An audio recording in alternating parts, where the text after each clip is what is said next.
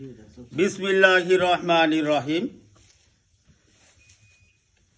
আমার কাজে কর্মে নাই কোনো তালিব আলী। আমার নাম হলো মোহাম্মদ ইমান আলী। কথায় কাজে কাউকে দেই না ফাঁকি, ফাকরাবাদ গ্রামে থাকি। মানুষ হইলাম বোরাদুরা, বাড়ি হলো নলকুড়া। আমাদের নাই কোনো গতি, বাড়ি হলো জিনাইগাতি। হ্যাঁ, জিনাইগাতির বুটার ভাই, আপনাদের উদ্দেশ্যে কিছু বলতে চাই। শুনেন শুনেন জিনাইগাতির বুটার গণ, শুনেন দিয়া মন। জাতীয় সংসদ নির্বাচন দিয়েছে নির্বাচন কমিশন। কোনো দলে দেয় না জিনাইগাতিতে মনোনয়ন।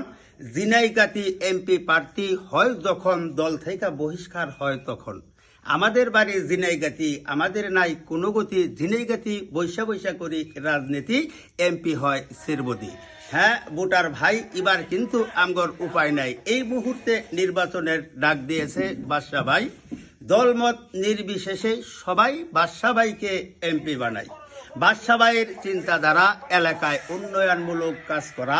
বাদশা ভাইয়ের প্রতিশ্রুতি রাস্তাঘাট, ব্রিজ, কালপাট, মসজিদ, মাদ্রাসার করবে উন্নতি। এবার ইনশাআল্লাহ জিনাইগাতির মানুষের হবে গতি।